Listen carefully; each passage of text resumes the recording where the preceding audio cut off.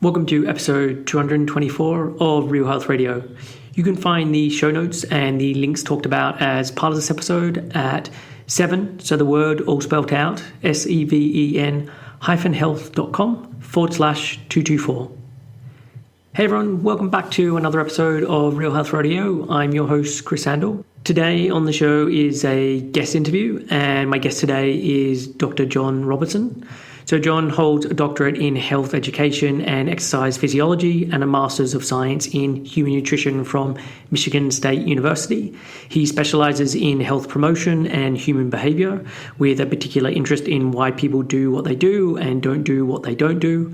His presentations and workshops promote shifting health promotion away from its traditional biomedical control-oriented focus. Jon has also served as the co-editor of the journal Health at Every Size. So I've been aware of Jon for a while now. He's someone who's written a ton and put it out through LinkedIn, so LinkedIn Pulse. I think the first thing I read of his was a piece on the 8 red flags of weight loss research, which I loved. And then I went back and I read many, many more of his articles and just really liked what he had to say. So as part of this episode, we chat about Jon's background and how he got into health promotion. We chat about the paper, the 8 red flags of weight loss research, and go through each of these. We talk about complexity and wicked problems and the social determinants of health and intrinsic motivation and intrinsic coaching. We go through a couple of infographics that Jon had sent over. And we chat about some of the things that he's doing at his company, Salveo Partners, from writing books to doing trainings. So I really enjoyed this conversation. Jon's been doing this for many decades, so it was good to hear about some of the history with this stuff, but it's lovely to just hear someone so passionate about this all those decades on. So let's get on with the show. Here is my conversation with Dr. Jon Robison. Hey, Jon, welcome to the show. Thanks for joining me today. Yeah, pleasure. Looking forward to it. So yeah, there's actually a lot that I want to cover with you. You're someone who has been just working in this field for such a long time with many decades of experience. And I want to talk about health at every size. I want to talk about weight loss recommendations and a lot of the pitfalls with it, human behavior, workplace wellness, and everything that you're doing at Salveo Partners. So yeah, there's lots of directions I want to go with this. I guess to start with, do you want to give listeners a bit of background on yourself, who you are, what you do, what training you've done, that kind of thing?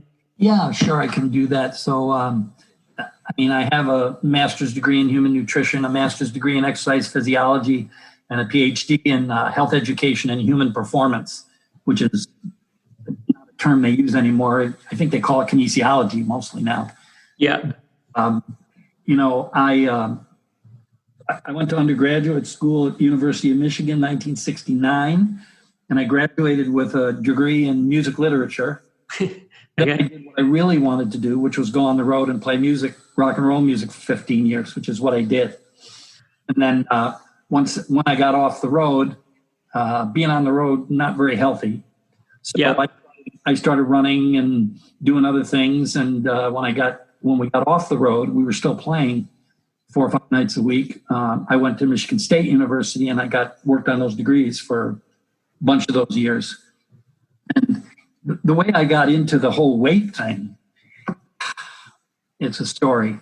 So I was working on those degrees and I met a physician, became friends with him, and we started our own OptiFast program. Yep. Are you familiar with OptiFast? I am, just through reading around it, but yeah, I have kind of vague recollections. Yes. Yeah. Well, it was the one that Oprah Winfrey was on. Yeah. She's very famous for, after she lost all of that weight, she kind of came across the stage with that red wagon full of things that were supposed to be fat globules, Yeah. So we had our own program. Oh God. And the program, the way the program works is it's a protein sparing modified fast. So people don't eat anything for months and months and months. They just drink milkshakes. We give them 3 milkshakes. It's 700, 900 calories. These are people with, this is the garbage that I learned in school, right? Yeah. So they're eating 700, 900 calories a day. And these are very big people. Yep.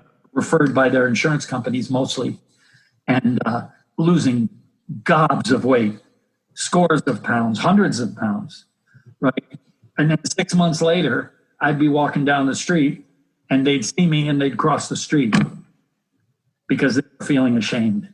And luckily, I actually met my wife there. She's a trauma therapist, actually. Yeah. She's in the other room doing therapy right now. And she said to me, "What the hell are you doing?" And I felt so bad about these people and seeing them feeling shamed when I was the one who should be ashamed that I quit. Immediately began researching other things. And actually, the first person who really pushed me was a guy named David Garner. Okay. You know, I don't know. Old eating disorder guy. Long time ago. He's probably at least my age. I'm 69. He might even be a little older than I am. But he was a very well-known eating disorder guy in the United States. And he just kept saying to me, "Read the research." And I said, "But wait a minute. Obesity and heart disease and diabetes and, you know, all the stuff I learned in school." And he said, "Jon, just read the literature." Yeah. So I did. I just was determined never to do that to anybody again, and to spend a good deal of my career trying to convince other people not to do that to people again. Yeah. So I became involved with the organization. This was before Health at Every Size and before OSDA, which is the Association for Size, Diversity, and Health. Yep. Its an organization was called AHELP, and it was the Association for the Health Enrichment of Large People. So this was back in the 80s and the early 90s, and there weren't very many people. But I got to know, really grew out the size acceptance community of the time, which was mostly women, mostly white women, actually. So I got to meet a lot of them and got involved in that. And then, that's really how I started to move in the direction of that. And then when Health at Every Size began, I obviously became part of that and been fighting that battle for a long time. Yeah. And so when you stopped being a musician, or you were transitioning from being a musician and then you started studying, what did you think you would be then doing at the end of that? Or what was the pull to get into that line of work? Well, I actually didn't stop playing. Okay.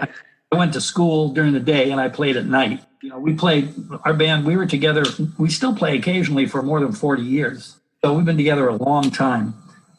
What I thought was, what happened was I got into running and then I got into triathlons. And so, part of it is a way to sort of balance being in a bar 6 nights a week. And in those days in bars, you could smoke. Yeah. You can't smoke in a bar or restaurant here. You can't. No, you can't do that here for a long time now. Yeah. Yeah. But it hasn't been all that long in the United States. And so, it's not a very healthy life. And so I got very, very interested in exercise. And so I decided to go to school for exercise physiology, actually, first. That was my first master's. But at the same time, I got really interested in nutrition and did that. And then I went on and got the PhD. What did I think I was going to do? Well, I don't know. I just was really, really interested in that stuff. And I was already older than a lot of my professors. I was already in my late 30s when that happened. And what happened was I got connected with the Michigan State University. They were starting a wellness program there. And so I was sort of in charge of helping them as I was working on my PhD. I actually got some really nice publications out of it, but it was not something I would ever consider doing again. It was, all incentive driven, like it's been in the last 10 years in this country. Nonsense. Yeah. My committee was had some exercise physiologists on it, but also had some Skinnerian behaviorists. Right. So about Skinner and behavior. Again, Skinner didn't do any research on humans. It was all rats and mice. So we're all very much into incentives and stuff. When we can talk about that when we talk about what's going on with worksite wellness now, or at least what has been going on. So I really didn't know what I wanted to do. But as I got the degrees, I was going to some conferences and seeing people speak. Yeah. Oh, that'd be cool. I love being on stage. I've been on stage all my life. I've been in bands since I was in 6th grade. So that's what I ended up doing, was doing a lot of speaking just to ride it. I loved it. Yeah. Sometimes I actually did some singing and some speaking at the same time on stage, which was really kind of fun too. So I really didn't get into the worksite thing as heavily as I have been the last 5 or 6 years until I met my partner, Salveo Partners, Rosie, Dr. Rosie. But we did some worksite stuff. And what about then? I mean, you said that the exercise physiology came first, and then there was the interest in nutrition. So what about it in terms of like your relationship with food? Like how was food growing up? When did that become a focus? It's interesting. I know a lot of people who go into nutrition, not just nutrition, it's true for psychology too. I mean, the best psychologists are people who have been in therapy the longest, I think. Yep. My wife is a good example. She's an amazing therapist, and she's been in therapy, much of her life. I didn't really have a whole lot of issues with food as a kid that I remember. I didn't have parents who forced this or forced that. We were middle class, so there wasn't any food insecurity or anything like that. Bigger problems for me as a child were that I was very thin and very awkward. I wasn't very good at sports. I was always the last person to be picked. Yeah. And trying to climb up those ropes. You remember the ropes that were in the ceiling and stuff like that? Oh my God, I couldn't do that. Which is so amazing because in my 30s, I was a pretty good triathlete and pretty good runner. Yeah. And to this day, exercise is front and center in my life. Part of that is because I love it and it's good for stress. The other part is that I have multiple sclerosis. And I've had that for 30 years, a long, long time. And only had one attack, which was 15 years ago. And I lost the ability to walk and teach myself how to walk all over again, which I can do. I can walk. I don't walk very well. I swim and I bike a lot better. So that's how I got into that. Nice. And so I wanted to talk about one of the great articles that you had on LinkedIn is the 8 flags of weight loss research. And I think this will kind of tie in a lot with some of the stuff around health at every size, but also, the issues with weight loss. So do you want to, I wonder if we can just go through each of these and go through it in a little bit of detail. Sure, we can do that. Yeah, I mean, I wrote that because I'm always writing on LinkedIn about and talking to people about the fact that 6 decades of research, there's no research that suggests that anything but a small percentage of people who join any weight loss program keep their weight off. Yeah, it's a fact. And yet people would say to me, "Well, wait a minute! I just read an article or I just read an article from this wellness, or I just read an article, and they said they lost, people lost this much weight, and so on and so forth." And I thought, you got to read the whole paper, right? And so, in reading these, I have a file cabinet at home that's probably got 1,000 of these papers in it. Luckily, we don't have to do that anymore. We can just keep the computer, but I have a file cabinet full of them.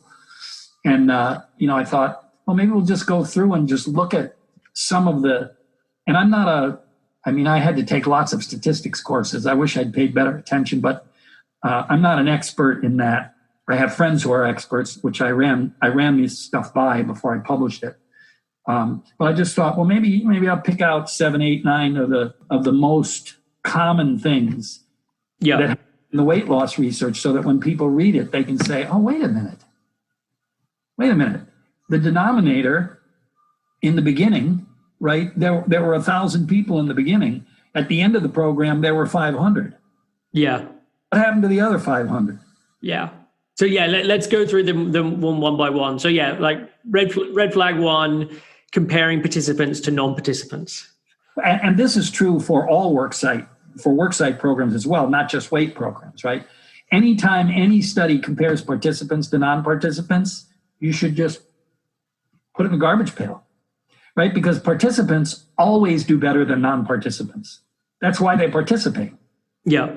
Right. So, if you had 100 smokers at your workplace, for instance, right, and you asked them if they wanted to quit, and 50 said yes, and 50 said no, and then you put the 50 through the program, you put them both through the program, and you claimed that, the result, the group that said they wanted to quit did much better because they went through the program. That's not why they did much better. They did much better because they wanted to quit. Yeah. The other didn't want to quit. So participants versus non-participants they're very, even with all kind of gobbledygook statistical manipulations, that should be a red flag. Yeah. And then red flag number 2, using different denominators when demonstrating outcomes. Well, yeah, we talked about that before. Yeah. Very often, I've seen studies where they change the denominator 2 or 3 times because they're either eliminating some people because they don't want them in the program because, I don't know, they have diabetes or some craziness, or usually what happens is the people who don't do well don't come back.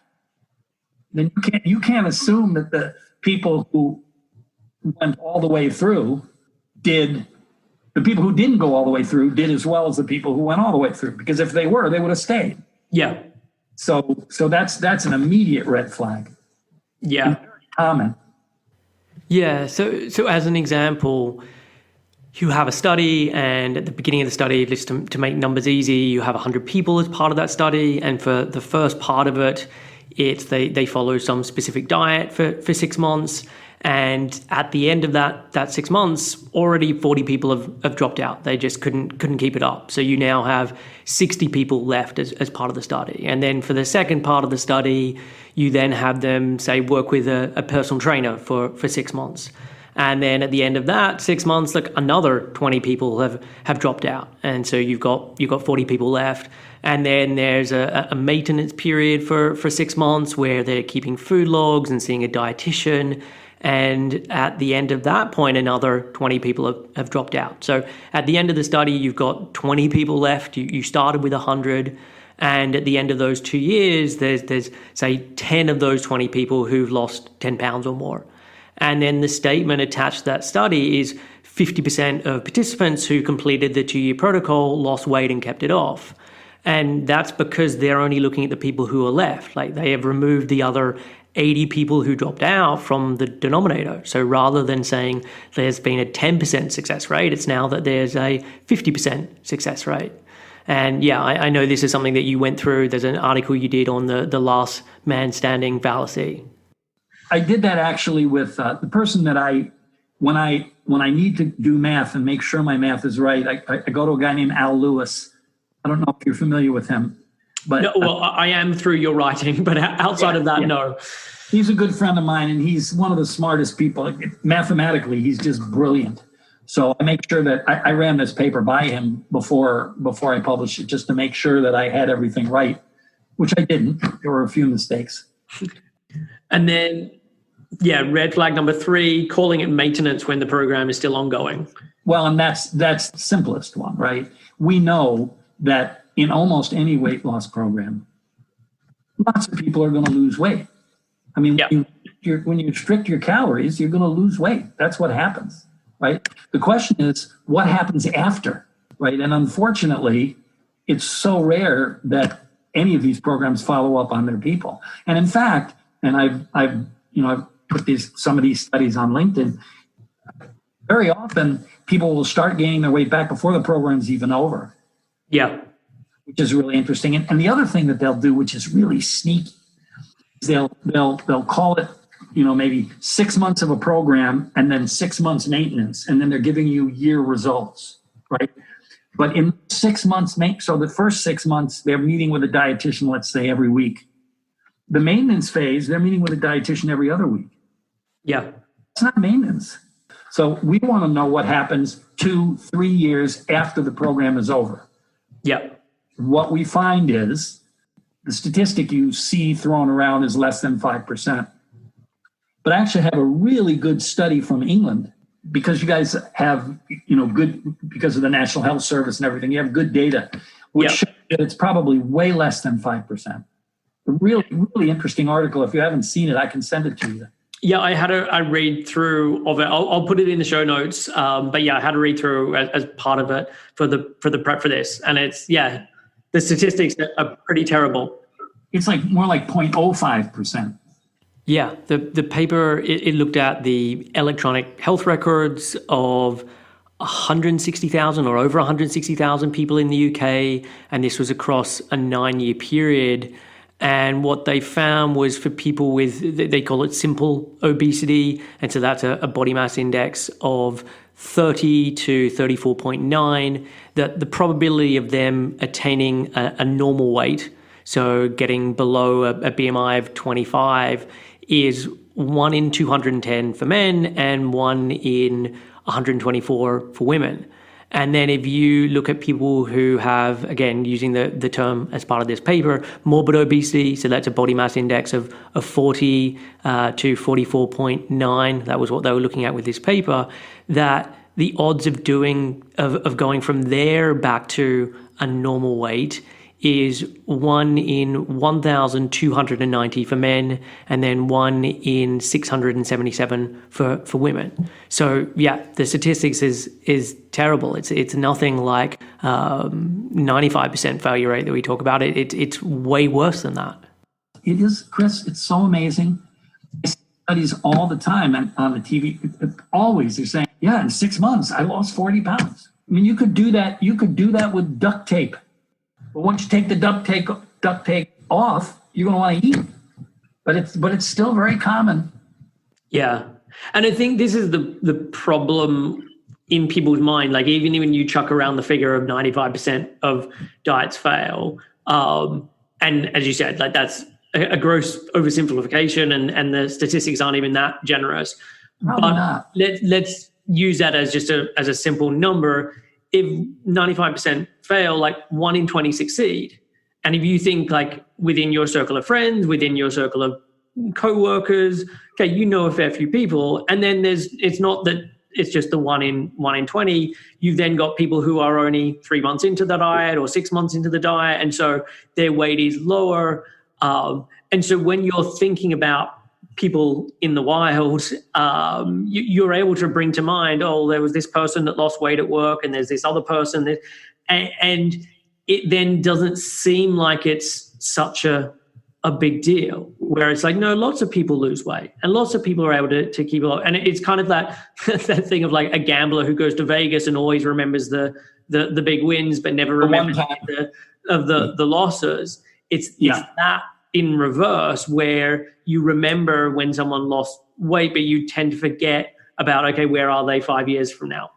Yeah, that's actually true. And I would add, and I don't know, maybe this will come up in the next thing, but I would add, the other problem is that if it was a situation where being in a weight loss program was benign, where there were no negative consequences, iatrogenic consequences, caused by, you might be able to say, well, okay, so 1 in 20 or 1 in 30, I'll give it a shot. But the problem is there are lots of negative consequences to this ongoing weight cycling, and most people don't just diet once. In fact, I think the average, now this was a few years ago in the United States, was 4 or 5 times for a typical dieter to be, and that means that their weight is going down and their weight is going up and their weight is going down and their weight is going up. And we know that there are some significant consequences of that. Physiological and certainly psychological, because every time you go back up, you're the failure, right? Totally. And in most people's experiences, it never works as well as it did the first time round. And the people that then break that mold, it typically crosses over from being a diet to being disordered eating or an eating disorder. I was just going to say, then they come see you. Yeah, exactly. And that's the other point when people are looking around and thinking about this person lost weight and they're able to keep it off. They then don't know what's going on in that person's life. They're not necessarily privy to the fact that actually this person has now developed an eating disorder and are really struggling with things. And so you get this very one-dimensional view of, oh, weight loss is an easy thing to achieve and lots of people are doing it, when that's not the full picture. Right. Yeah, that's really important too, because I believe people should have the choice to join a weight loss program if they want to. But we've actually developed, I don't know if you're familiar with it, but it's Employee Wellness Program Code of Conduct. Yep. And one of the addendum, the amendments, the first amendment to that was that we believe that anybody who joins a weight loss program should be given an informed consent, which should say most people who join weight loss programs lose weight. Most people gain the weight back afterwards. 1/3 to 2/3 gain back more than they lost. And the ongoing losing the weight cycling can be detrimental to your health. So if you give that to somebody before they join a weight loss program, they decide to join it anyway, free country. Yeah.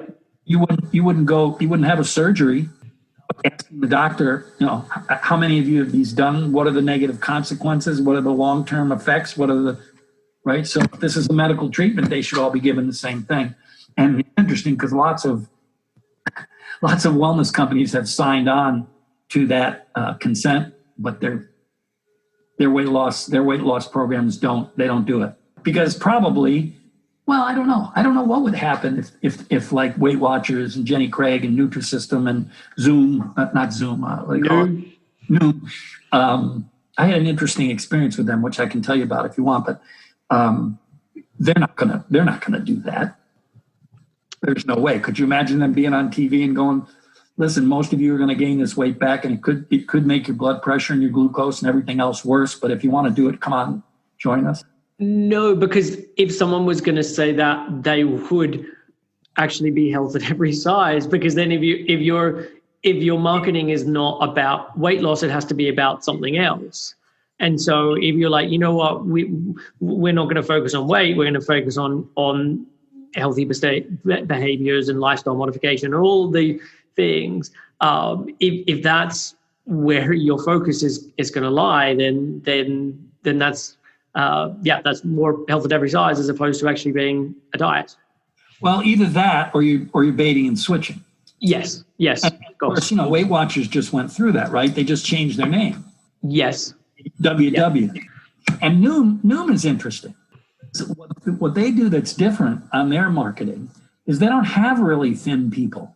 They don't show before and after pictures. Yeah. Where, I've written, I don't know if I wrote something on the LinkedIn Pulse about before and after pictures, because those are really Noom doesn't do that. They show people who are actually sort of normalish weight looking.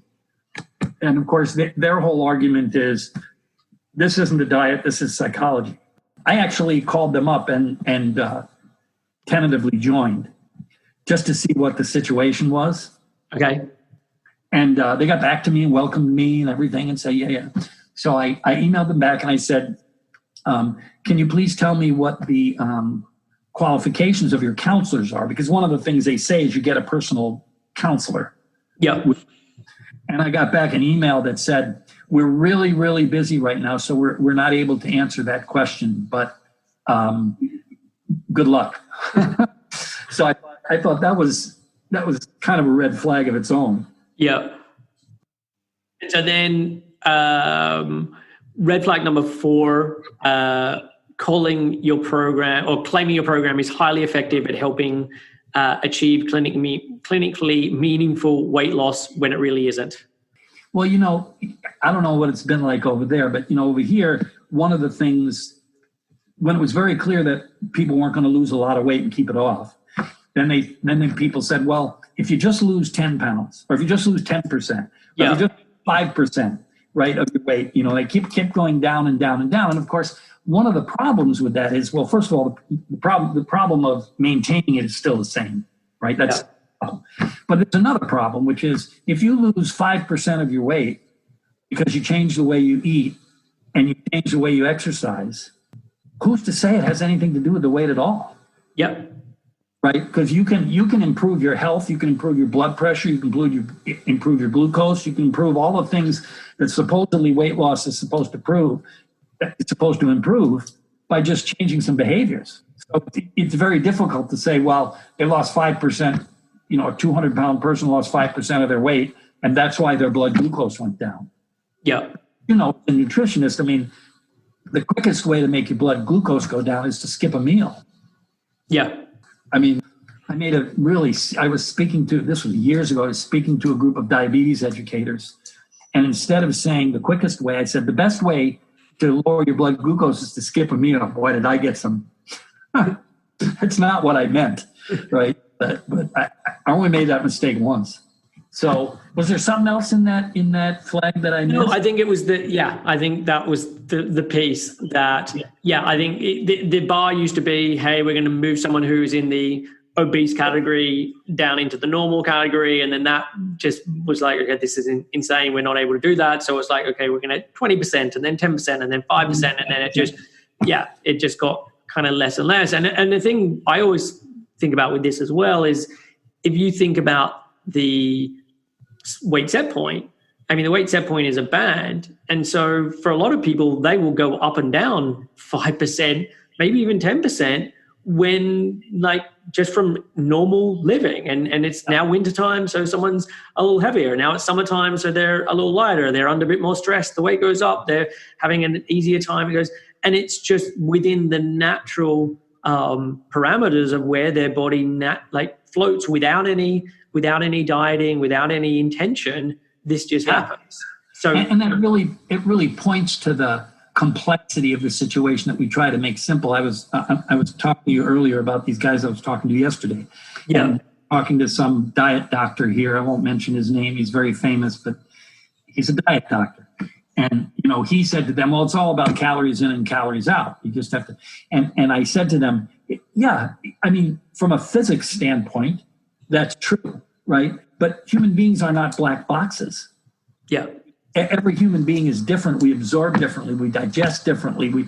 There's a million. I don't know if you've ever seen that. There's a picture of metabolism that's related to weight or something, and it looks like you get a headache just looking at it. There's so many inputs and outputs and everything else. It's human beings are messy. Yeah. It is incredibly complex. I mean, I think in some of your articles you make reference to the idea of like wicked problems. Yeah. Which was an idea I came across last year. Have you read David Epstein's Range, the book Range? I don't think so. No. So it was basically him talking about all the benefits of having a real wide range of activity. So it was kind of the opposite of Malcolm Gladwell's Outliers, where he's like, everyone needs to do their 10,000 hours and they need to really narrow their band of focus and just do that one thing so that they then become an expert in that one thing. And this was really a treaty to the opposite of that, of like, yes, you need to spend a lot of time on the things that you get good at, but that shouldn't necessarily just be one thing. And that actually there's real benefit to having depth in lots of different areas, because they can then help come together and make you better. I don't know, it looked at like Nobel laureates in science and how many of them were also like extremely talented as musicians and as artists and all of these different things, and how that's actually not time that they wasted on these other things that they could have put into their science. It's actually something that then helps their way of thinking and their brain and everything. And as part of the book, he talked about the difference between like wicked problems or wicked games or wicked environments. And then I'm trying to remember what the other one was. I think it was kind problems or something along those lines. And kind problems are the equivalent of chess or golf or whatever it may be. And if you just keep practicing at that one thing, you can get better and better, and you know all of the rules of the game. Whereas the majority of our real problems within life are not that nature. They're complex. Yeah. There's so many different variables and so many different inputs that it's not very simple. And the problem that we have, especially around health, is that we are mistaking something that is a wicked problem for something that is very easy. And it's just like, you just eat a little less or you move a little more. We this is sort of related, actually. In our books, we talk about the difference between an adaptive challenge and a technical challenge. Yep. So a technical challenge is, your computer screws up, right? take it to Best Buy, they fix it. They know how to fix it. Or you go online on somebody else's computer and this happened, right? An adaptive challenge is a challenge that, like we talk about when we're training leaders at organizations, right? You can teach them how to have difficult conversations, right? You can teach them how to do that, the steps in that. But if every time they go to have one, they feel like they need to throw up, that's an adaptive challenge. Yeah. There's no simple solution. There's no steps 1 through 10 that you have to do. You just have to work with it, and it's complex. And we talk about it in our new book. We talk about it a lot. It's just messy. Humans are messy. Yeah. And if you're trying to make them not messy, you're gonna mess things up. Yeah. You got to deal with the messiness. Exactly. Yeah. And nutrition, it's one of the reasons why. From my standpoint, I've written a lot about this on LinkedIn.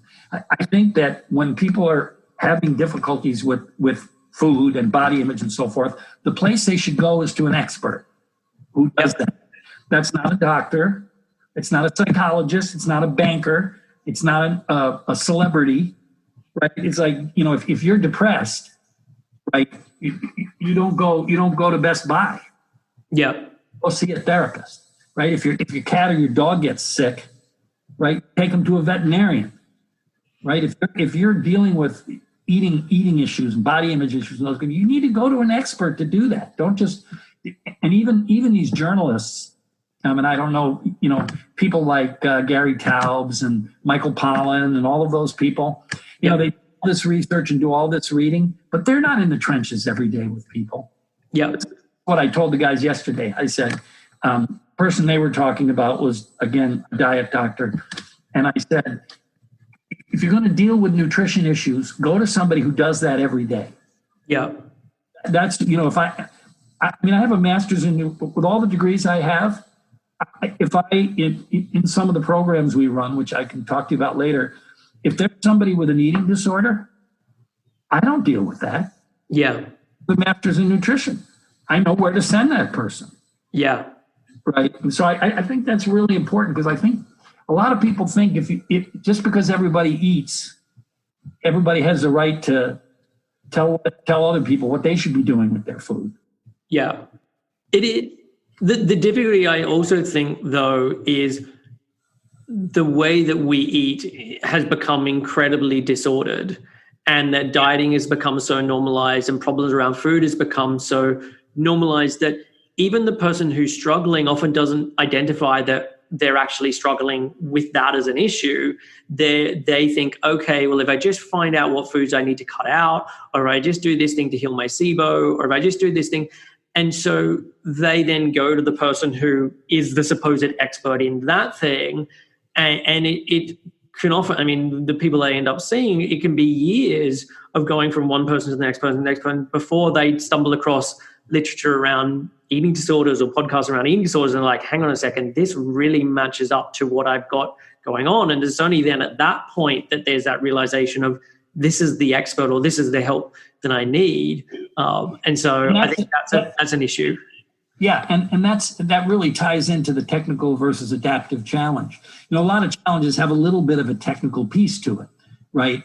Obviously, if you eat only McDonald's all day long, or if you eat only broccoli all day long, that's not going to be healthy. That technically, you should have a range of foods and everything else, but that's not going to solve your eating disorder problem, because that's an adaptive problem.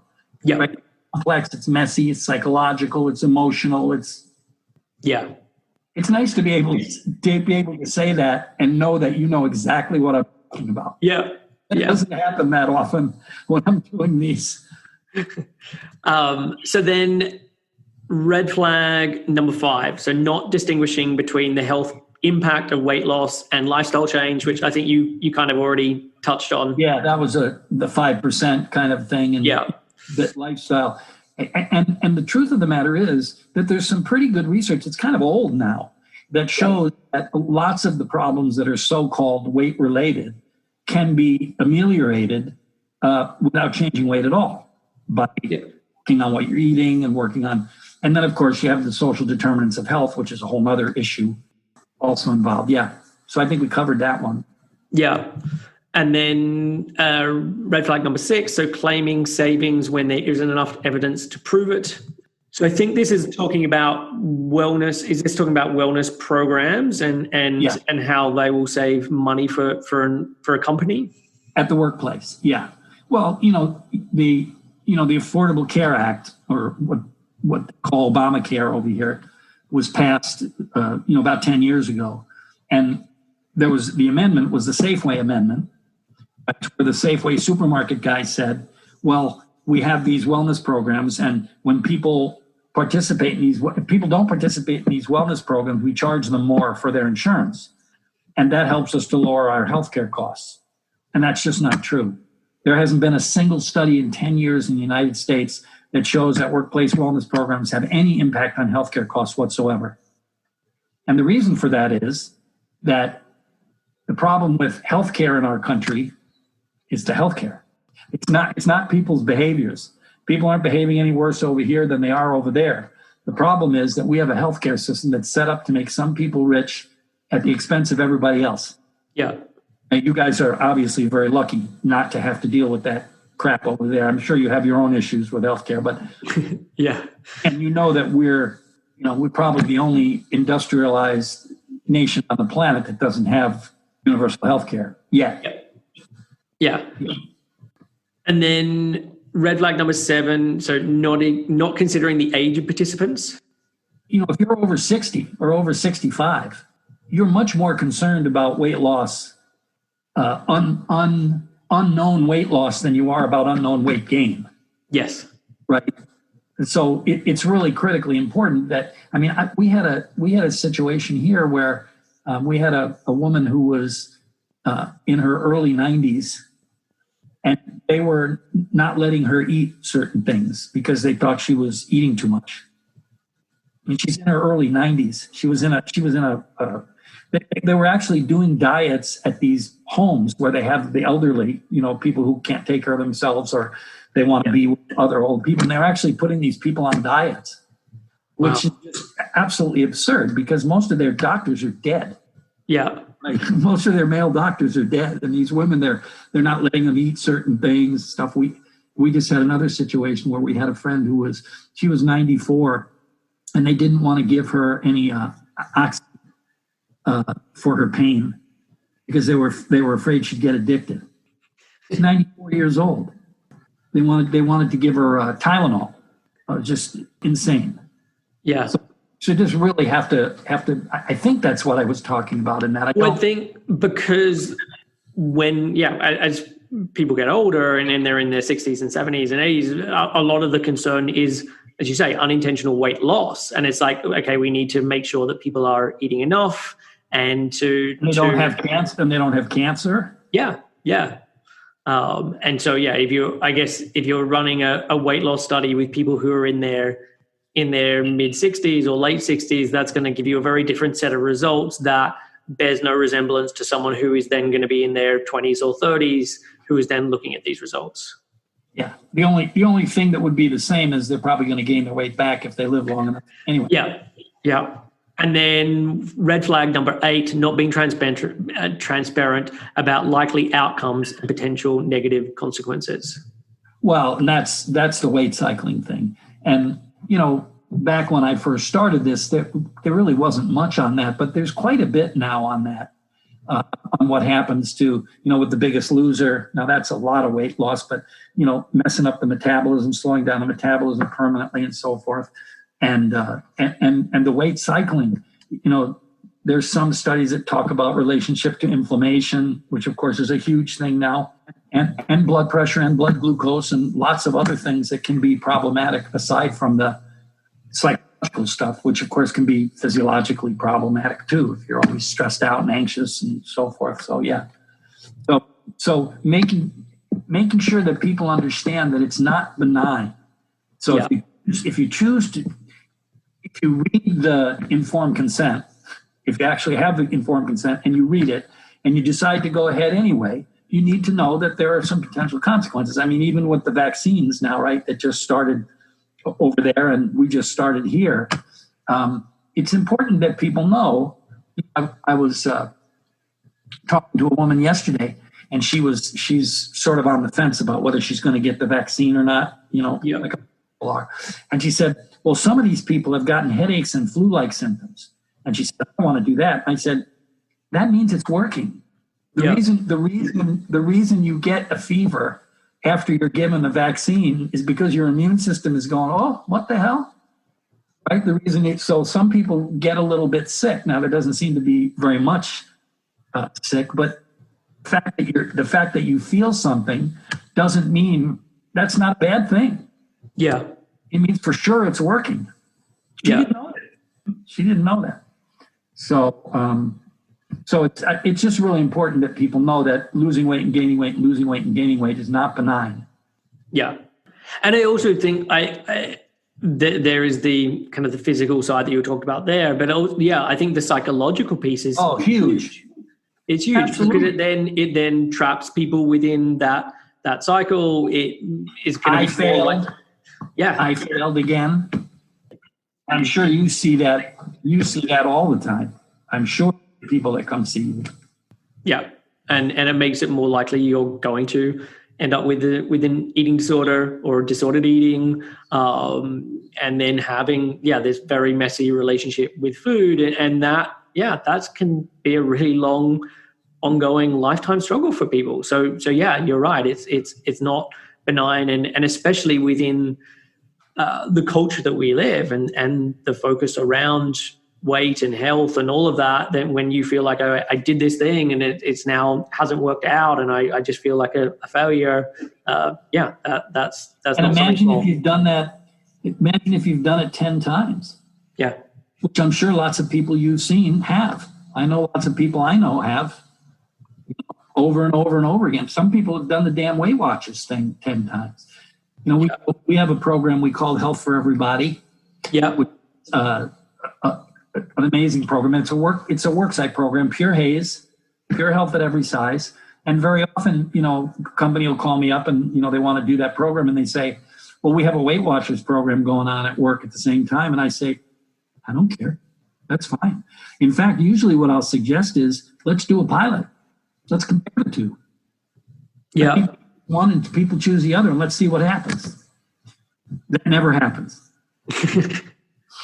That never happens. Weight Watchers would never. I can't imagine them agreeing to that. Yeah. Yeah. But So talk a little more about that program then, the Health for Everybody. So what do you cover as part of that? It's it's interesting how that started. I was in this was almost 2 decades ago maybe, and I was doing a keynote at, I think it was National Wellness Conference at the time. And there were some people from Mercy Hospital there in Mason City, Iowa. And they were just about to start their wellness program. And she came up to me afterwards and she said, this is a mess. She said, everything that you said I shouldn't be doing is what I was going to do. And I want to redo it completely. Thank you very much. So I didn't hear from her for about 2 or 3 years. And then she called me up and she said, would you like to come talk at our program? And I said, well, what is the program? And she said, it's everything I learned from you at that talk. She said, I completely changed everything when I went home. I said, well, what'd you wait 3 years for to bring me in? And she said, you were way too radical for Iowa 3 years ago. She said, now it'll be okay. And one of the people, one of the people involved was an eating disorder social worker, who I'm still very good friends with. And after a few years, she developed this program called Health for Everybody. And we did it down there. We did it in Canada. And then what happened with the program was called KAILO, Kailo. And it was really way ahead of its time, very holistic, no incentives, none of that crap. And politically, we got in trouble with it in Canada. We didn't get in trouble with it, but somebody stole it and it was a mess. But anyway, we did get to keep the Health for Everybody program. And a few years later, somebody from California, from a big company in California, somehow found out about the program and called me up and said, I want to do this at all our places all over the country. Nice. I thought, well, shit, it's a 10-week program. I can't go flying everywhere else for 10 weeks and live. So what I did was because I was connected with the size acceptance people and everything. They had places in San Francisco and Texas and New York and everywhere else. So I would call somebody up who I knew really well from my work with A-HELP and then with ASDA. And I would say, I've got this program, I've got all the slides, I've got everything else. I'll fly out there on the first day, I'll introduce you, and we'll tell people, whoever wants to join the program, to come, and I'll do an hour presentation. And so I would go out and do that, and then I would give the person the program, and the company would pay that person, and they would run the program, which worked out really well for a couple of years. But then people start calling and wanting to buy the program. And I said, I'm not selling you the program. You got to go. You got to know what you're doing here. It was just people who I didn't know, who weren't really steeped in health at every size. Yep. So we started the training. So we train facilitators. And so it's a 12-week training. And what we do is we put the facilitators through the program as if they were participants. So the first week is me doing background science. The last week is follow-up. During those 10 weeks, it's an hour and a half. And we put the facilitators through the program the first hour like we would at a work site. And then we talk to them. Then we have them put their facilitator hat on. And we talk to them about how to facilitate that. And so we actually just finished another cohort just recently. And it's great because then they go back and they do this at their workplaces. We know that they're trained properly because we train them properly. Yeah. So it's a program. Basically, it's a program about well-being, right?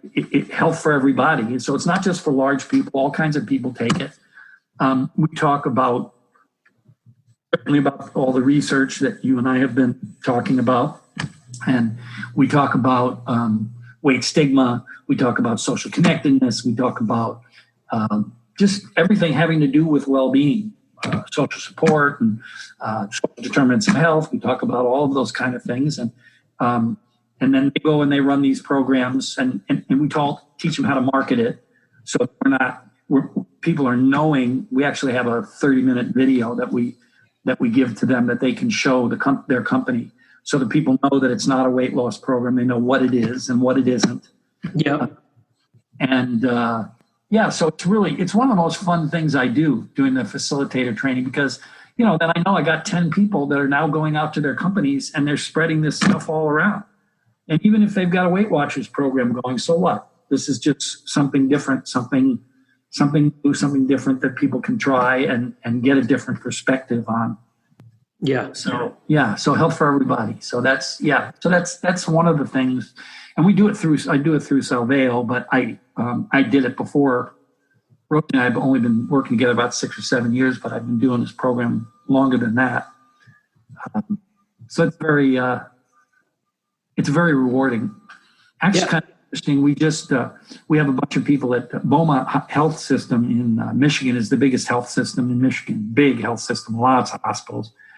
And we just trained a bunch of their people, and they run the program at some of their hospitals. And because of that, they just gave us a grant, and we just did a 4-week training. This was by Zoom because of COVID, of their nurses and their doctors, teaching them how to work with larger people, which was really, really, really interesting and really fun to do.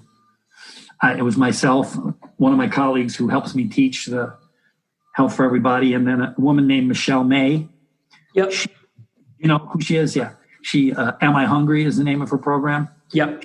She's very, very cool, by the way. If that's somebody who, if you wanted to talk intuitive eating, she's a physician, actually, but she quit being a physician. And all she does now is teach mindful eating. Nice. A bunch of books out and stuff. And she's really, really smart and really, really cool woman. One of my favorite people. Very tuned into, we talk about in the Health for Everybody program, and I talk about it when I talk about health at every size. I see the health at every size movement as much of a social justice movement as a health movement. Yeah. And so she's very into that aspect of it too. So it was really fun doing the thing. It would have been a lot more fun to have been doing it in person. Yeah, sure. Especially since the hospital is only 45 minutes from my house in Michigan. And did you get much pushback or anything from the doctors or nurses? The feedback we got was all good. Okay. Because I'm somewhat of a scientist, I understand that is a pretty self-selected group. Marketed, it was marketed as what it was. Yeah. Each a different way of taking care of larger people.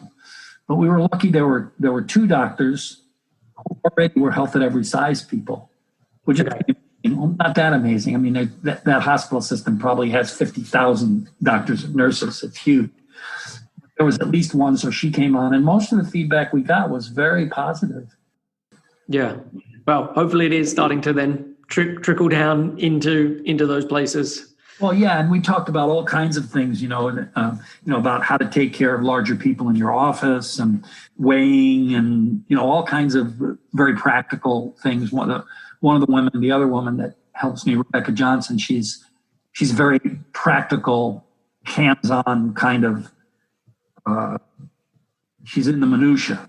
She gets it. Me, I'm sort of a 40,000 foot kind of guy, so I try to pair up with people like my partner, Dr. Rosie Ward. She's the most detail-oriented person I've ever met in my life. I don't know how the hell she does it, but it's a good combination because I'm not. Yeah. So as part of your bio in LinkedIn, it states you have a particular interest in why people do what they do and don't do what they don't do. So talk a little about this, because this is definitely something that is an interest of mine as well. I've had that in my bio for 3 decades. Okay. I've had that little thing in there because, I've given a lot of thought to why.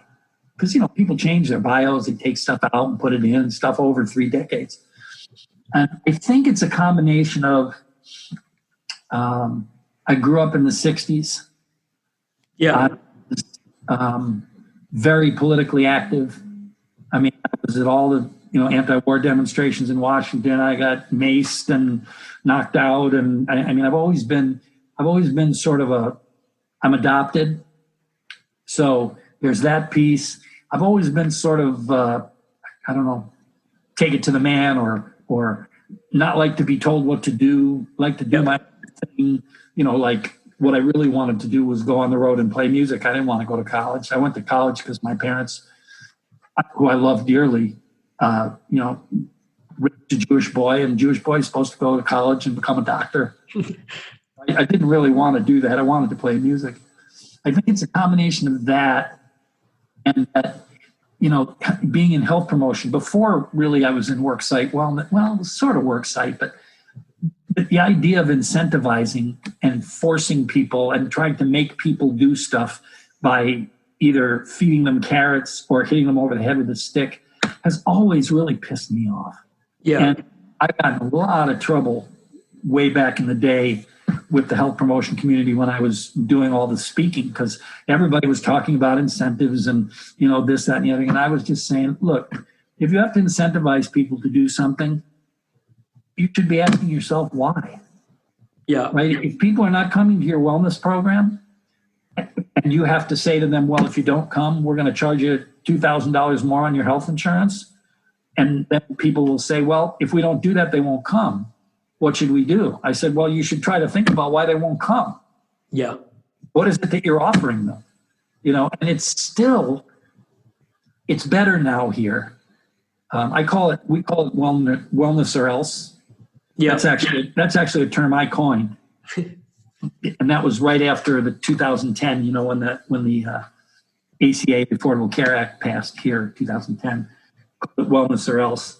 It's just always something that's really bothered me. And, I studied Skinner, spent a lot of time reading about his stuff. And it just doesn't seem human to me to do that. Actually, our new book is called Rehumanizing the Workplace. Yeah. And so, the last 10 years, it's just been because the incentives things. Why is it that people do what they do and don't do what they don't do? And it's so much more complicated. I keep saying complicated, but I mean complex. Yeah. Complex. It's just complex. There's so many things to take into consideration. And, it's really interesting because if you look at the worksite wellness literature for the last 10 years, are you familiar with the Net Promoter Score? And yes. I am not, no. It's a really interesting measurement tool that companies use to see how people feel about their products, their services, all that kind of thing. And what's really interesting about it is it's only one question, and it's very accurate. They ask, it's a scale of 1 to 10, and they ask you, the question is, how would you feel, something like, how would you feel about recommending this product, this service, this resource, whatever you're measuring, to other employees, other companies, your friends, your parents, everything else. And workplace wellness programs have some of the lowest net promoter scores of any industry. Right. And the reason, of course, is, and I do this when I do my talks. I don't speak as much as I used to because traveling is difficult for me now. Well, not traveling at all because of COVID. Very often, if I'm doing a talk on behavior change, I'll start out. I'll just walk out on stage and I'll go, raise your hand if you like to be told what to do. Out of 300 or 400 people, it's very unusual you'll get anybody who will raise your hand. And then the next question will be, why don't you like it? Or better yet, what happens when somebody tells you what to do? What do you usually do? The opposite. People say the opposite, or they'll say, yeah, right, I give them the finger, tell them to go away. Yeah. And that's the reason people don't like these programs. People, we have a saying, it actually comes from Margaret Wheatley, who's one of my favorite authors, and she says people only support what they help to create. Yeah. So when people are saying, well, why don't they like these programs? They say, well, first of all, because you're punishing them or rewarding them, right? And second, it's the same thing with kids. Right? Yeah. I talk about kids all the time, about forcing kids to saying to a kid, well, you can have your ice cream. You can only have your ice cream if you eat your broccoli. Yeah. Well, the kid knows that must be because broccoli is yucky. Yeah. Yeah. Look, I've got a 3-year-old. We're going through all of that at the moment, and not all of that at the moment in terms of we don't make any demands like that. I think his dinner tonight was a mince pie and some muesli. It's definitely not always like that, but yeah. Well, and we know, and you know this too, I'm sure. I don't know. Do you work with kids or just? I don't know. No. Yeah, it's a special. I've got one, and he's enough. Are you familiar with Ellen Satter? Yes. So we do the division of responsibility. So yeah, I love her work. I think her work is. She's a really cool woman too. I think her work is just really seminal, just really basic. I was. The people I talked to yesterday that I was telling you about, and I'd never heard of her. And I said, well, if you're really trying to get into making recommendations for people for eating, you should read her. Yeah. But she talks about that all the time. I mean, kids are born pretty much intuitive eaters. Yep. We unintuitive them. Yeah. I don't know what the word would be. Yeah. We eat it out of them. Yeah. And then, because this guy was saying to me yesterday that I was talking to, he was saying, so if you're saying if I just decide to become an intuitive eater tomorrow, I won't have any more problems with food? And I said, no. I said, you've not been an intuitive eater he's my age. I said, probably for the last 60 years. I said, it's a learned skill. You have to learn it. You have to work on it. You don't just go, okay, tomorrow I'm going to become an intuitive eater. Yeah. It doesn't work that way. Yeah.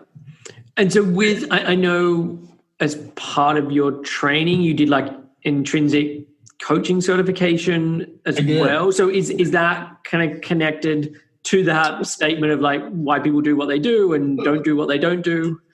Yeah, I think it is. I actually did that intrinsic coaching when I started working with Rosie. Right. Over 60. She basically said to me, you need to do this.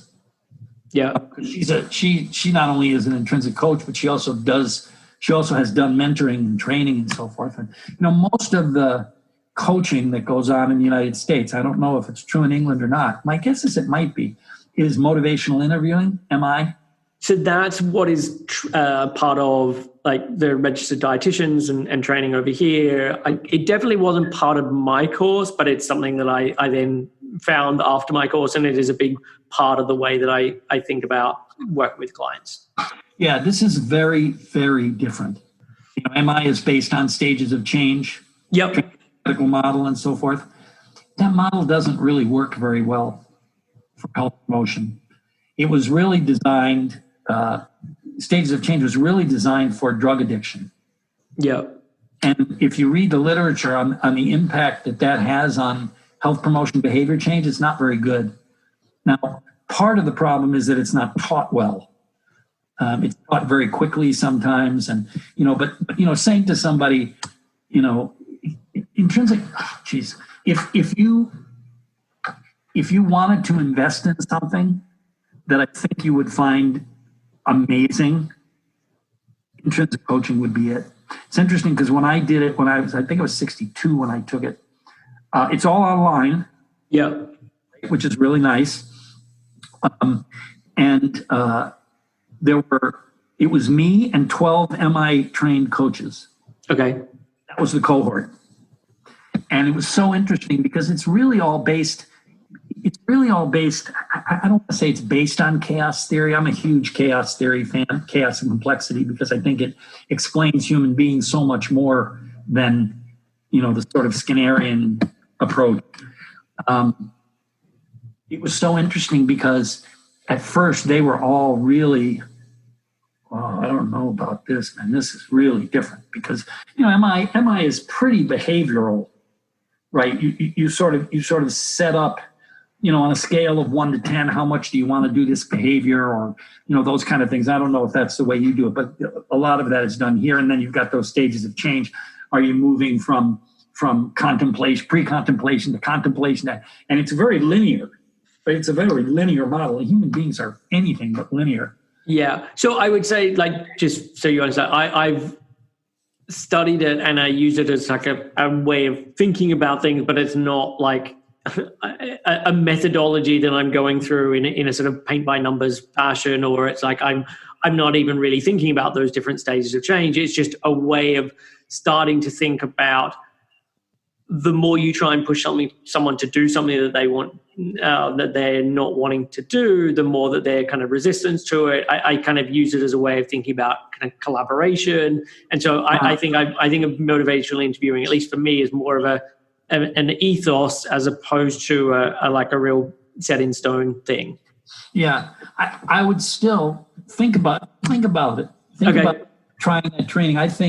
From talking to you, I don't get any money from it or anything, But if you ever decide to do that, make sure you contact me first, and I'll tell you who to get. Okay.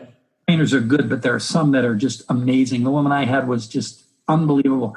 By the end of the training, all of the MI coaches were going, "Oh my God, what have I been doing?" And most of them were. I don't think as thoughtful about what they were doing as you just explained. They were really using it, and they were using stages of change, sort of plugging people in and stuff like that. But it was an amazing training, really. Yeah. And I don't even coach. Yeah. But you use it in your family. You use it. You just find yourself using it all over the place, and it's just a very different approach. So can you explain what it is in a nutshell, or just so I get a sense of how it's different and what the core of it is. Here's what you do 90% of the time. So after we just talked about that, what's coming up for you? Okay. That's really what it is. And what we understand is that motivation comes from within, not from without. Yep. So nobody's motivating anybody. You're trying to help them to figure out how to motivate themselves. Yep. How to figure out the problem for themselves. And to give credit, in Miller's original work on motivational interviewing, the guy who wrote the book, right?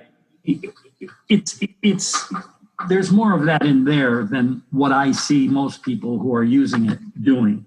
Yeah. And that's because the training has been truncated, and some, over here now you can be doing that after going for a weekend. For intrinsic coaching, it's 100 hours. It's a lot of stuff. It's very you're really wanting people to motivate to find the answers for themselves. Yeah. It's not therapy, but it's very therapeutic. And there's an understanding that the changes that happen don't happen during the session. Yeah. They happen in between the sessions. And my guess is you probably find the same thing with eating disorders. I know my wife finds it with her trauma therapy, but it's just a very different way, it actually wasn't a different way for me to look at things, but it's a very different way that people look at things. Because I already had when you think motivational interviewing and you think stages of change, you think about leading a person to make a change. And that's not what this is about. Now, it doesn't sound like that's what you do. But No, it's definitely not. Because God, if after working in this field for long enough, I know that change is anything but linear, and that there is lots of kind of 2 steps forward, 1 step back. And it's rarely people having these aha moments. It's more these gradual things where you look back 3 months later and you're like, oh, wow, okay, that thing's not happening the way that it was before, and that's really good, or whatever. So I definitely agree with your statement of like things happening mostly outside of the sessions, and where people then have time to think about things or put things into practice and see how that is. But I definitely, as I said before, the process that I'm going through with the client is very collaborative, and as much as possible, I'm wanting them to be coming up with the solutions themselves and being like, okay, how do you want to deal with this? Or we have a conversation, and like you said, like, okay, what's this bringing up for you? What are you thinking about now? Like, that's definitely part of the regular conversation I'm having with people, as opposed to feeling like I'm sort of underhandedly pushing them towards this end goal. It's more like, okay, let's do this at the pace that's right for you. Let's focus on the thing that you want to be focusing on. I mean, I know in terms of like intrinsic motivation, I've read a lot of like Alfie Cohen's work. I'm a really big fan of his. Huge fan. Yeah. Huge fan. And so I really do understand the importance of intrinsic motivation versus extrinsic motivation, and that if someone can understand the reasons why they want to be doing it, how they can find joy in the process, like all of the things that make someone want to do it for themselves, as opposed to because Chris is going to be really pleased with them when they turn up for the next session, or any of those kind of external things that actually don't matter. Yeah. I love that you like Alfie Cohen. I had some nice interactions with him way back in the day when I was writing some stuff on behavior change and he was writing his books. I love his books. The other guy I really like is DC. Self-determination theory. I don't know if I've come across that. Oh, you'd like him. DEC. I'll send you, there's a 10-minute video clip of him talking about, hang on, let me write it down or I won't send it to you. He's been studying self-determination theory is his thing. DC and Ryan, DECI is his name. And he's got this 10-minute video clip about behavior change that is so powerful and cute at the same time. Okay. He's an old guy, he's been doing this forever, and you can just tell that he absolutely loves what he does. Yeah. And he knows what he's talking about. I show it. We show it in all our trainings, and I try to show it at my presentations if they have when they have the facilities now that they do. Real cool. I think you really like it. Okay, cool. Well, I know the name in terms of just hearing Alfie Cohen make reference to him a lot of times in different studies that he's done and that kind of thing. And so I'll definitely be interested in. Yeah, you'll love it. You'll love it. Yeah. And so, I also know like autonomy is a really big part of sort of your focus. And absolutely. And it's really interesting. If you think about life, just life, living things, right? Some biologists, these progressive ones, will say that living things, in order to be alive, something needs to be able to recreate itself, and it wants to be in relationship. Yeah. And it wants to be the author of its own journey. like people, and so we use this a lot when we're doing leadership training. Yeah. Talk about, like, for instance, talk about a flock of birds. When you see the birds flying in a V formation, right, with a leader, Yeah. right, they're flying thousands of miles, sometimes tens of thousands of miles. If they only had one leader, they'd never make it. Yeah. Is when the leader gets tired, the leader goes back to the back, and somebody else becomes the leader. And we actually know this because they've actually put heart rate monitors on these birds. And the heart rate of the birds in the back of the V, it's kind of like, I don't know if you ever bicycle race, but yeah. it's like bicycle racing. The heart rate on the birds in the back is much lower, so they're resting. And so we talk to people at companies about this. We want everybody at a company to be a leader, right? Because otherwise you're not going to get where you want to go in the long term. These birds would never get to where they're going if that bird had to lead the whole way. And what's really fascinating about that is it's learned. It's not an innate behavior. And they know that because they've actually found birds that were orphaned, and they actually trained them. You can go online, Google this. They actually trained them with an airplane. And at first they were bumping into each other and they didn't know what to do. And eventually they figured out how to do this. And it's kind of a complicated thing, actually. They don't just go somewhere else. They, because you also have to deal with the wings and everything else. So it's actually a pretty complex thing. And birds learn this.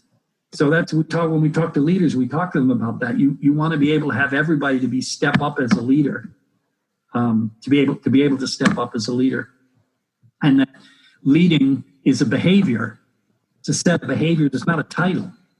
Yeah. Just because you have a title that says you're the leader doesn't mean you're the leader. We talk about this a lot we talk about self-managed companies, companies that don't have a hierarchy.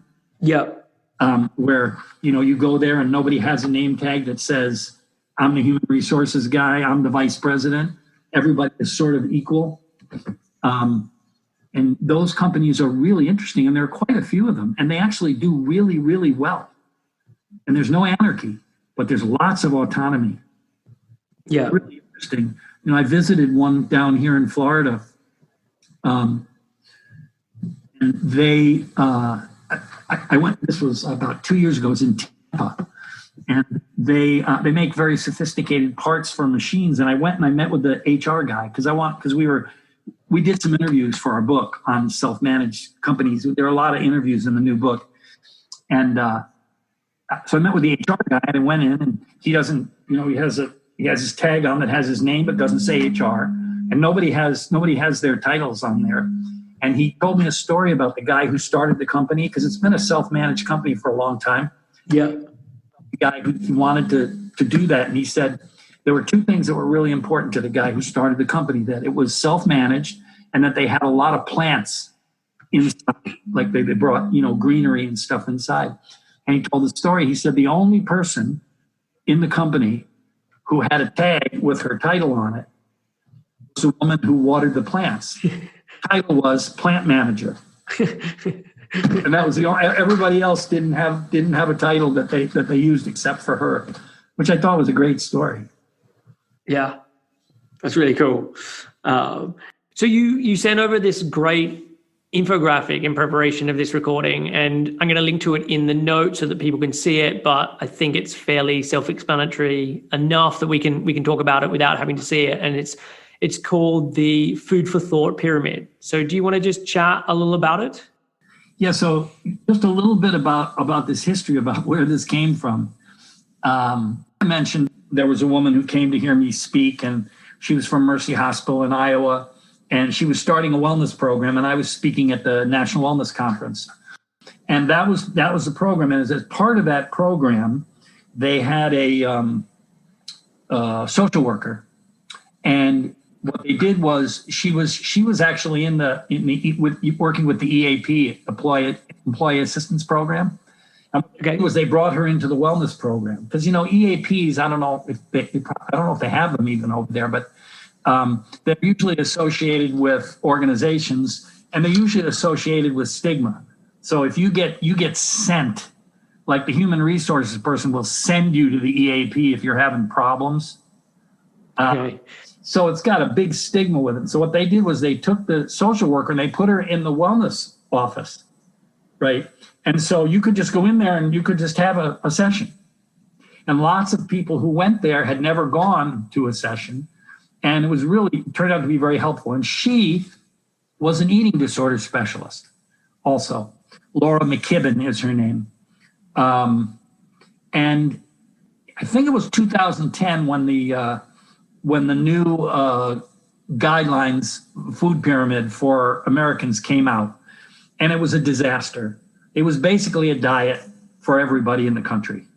And she was so mad about it that she went and created this food for thought pyramid. So she created this at how to really enhance your health.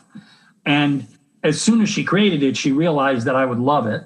And so she sent it to me and we kind of worked on it together, but it's her work.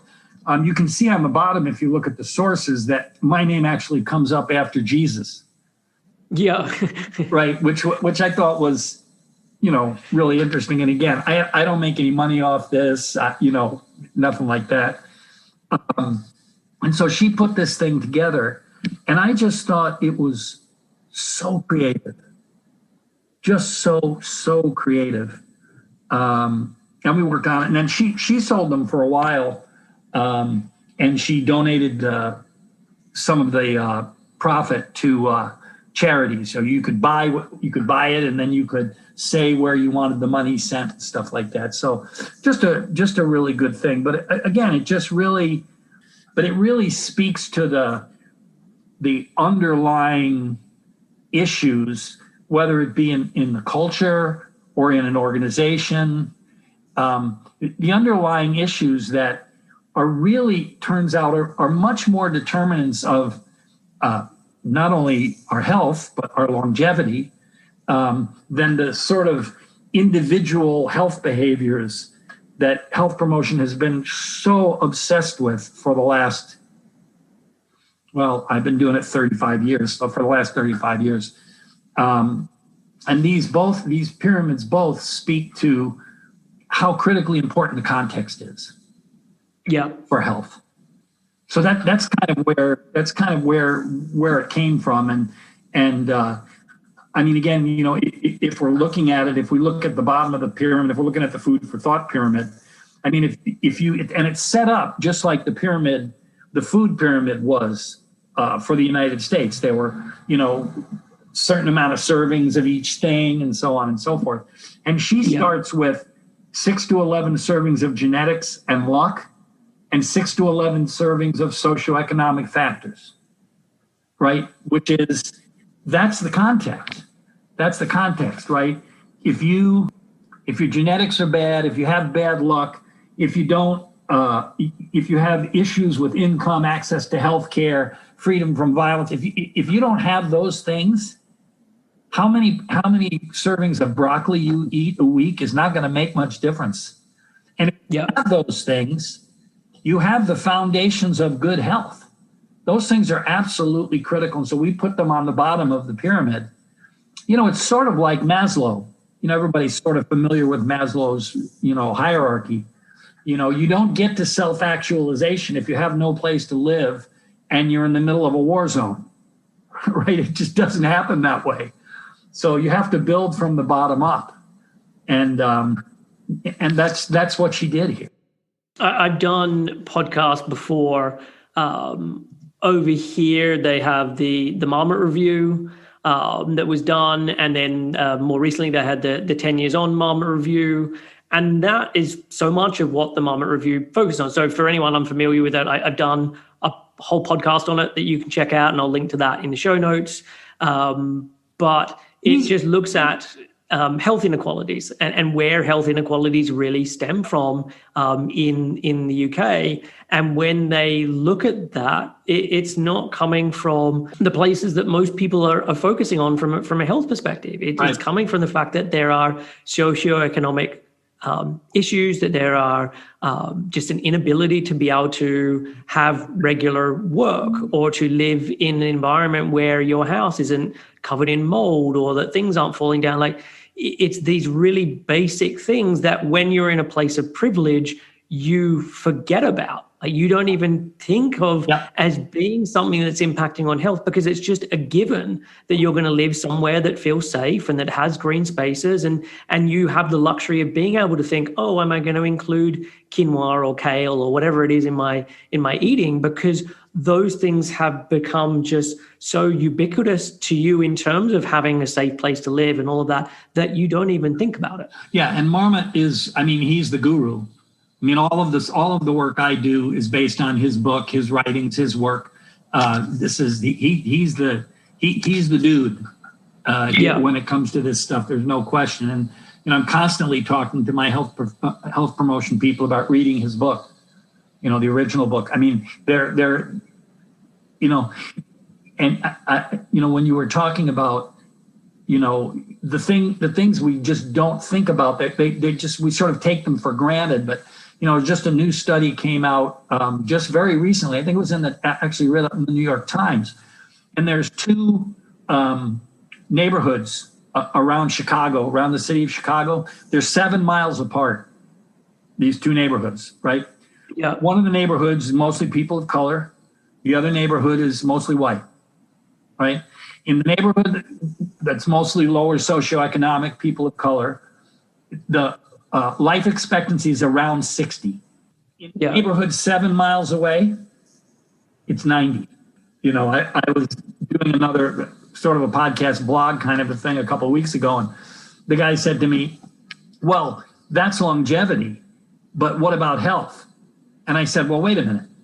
If people in one neighborhood are living till 60 and people in another neighborhood 7 miles away are living till 90, you don't think there's a different, what do you need to know?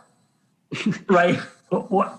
They're not just living 30 years longer because I don't know what. I mean, they're living 30 years longer because they're healthier. That's how it works. And of course, because they have better health care and so on and so forth. So to me, without a focus on the social determinants of health, a lot of health promotion is just a waste of time. Yeah. And on the top of the food for thought pyramid is nutritional advice, right? The very top, right? And on top of the thriving organization pyramid, which is the other one, we have wellness programs. And what we always say to people is that wellness, well-being, health starts at the bottom of these pyramids, not at the top. The top is, I like to refer to it as either icing on the cake or cherries on top of the icing on the cake. Yeah. Because if you don't have when we go to the thriving organization, we can talk about that. But if you don't have the lower parts of the pyramid, there's no way what you do at the top is going to make that much difference. Yeah. Well, yeah, with the food for thought, it says nutrition advice, 1 serving, and says use sparingly. That's right. And that's, of course, because if you notice on the top and people are looking at this, it says nutritional advice, use sparingly. Instead, rely on internal cues, right? Yeah. We're teaching mindful, we're teaching adults to do what kids do naturally. What infants do naturally. They eat when they're hungry. They stop when they're full. Yeah. Yeah. And so then for anyone who's not looking at this, so above the genetics and the luck and the socioeconomics, above that, there is relationship and social support, which says 3 to 5 servings. And then there's purpose and meaning, 2 to 4 servings, which is like spirituality and contact with nature and forgiveness. Then there's humor, optimism, and play, 2 to 3 servings, and then emotional resilience, 2 to 3 servings, and then also exercise of 1 serving. Yeah, just in case you didn't get enough moving around in the play, right? We threw in an exercise because exercise is important. And I don't know. When she sent this to me, Chris, I was just blown away. I just thought this is so creative. Yeah. So creative.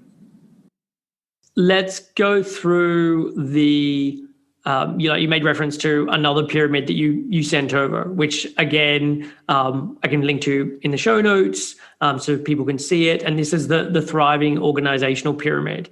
Can you talk through this one? Yeah, and again, it's really based on the same sort of contextual approach to things. So what we did here with this pyramid, and this was recommended to us by a colleague who went through our training, Dr. Rosie Wardmine at Salveo Partners. They said, well, we should put this in a pyramid. And so then we played with it and played with it and played with it. And it actually wasn't in our first book. It's in the new book.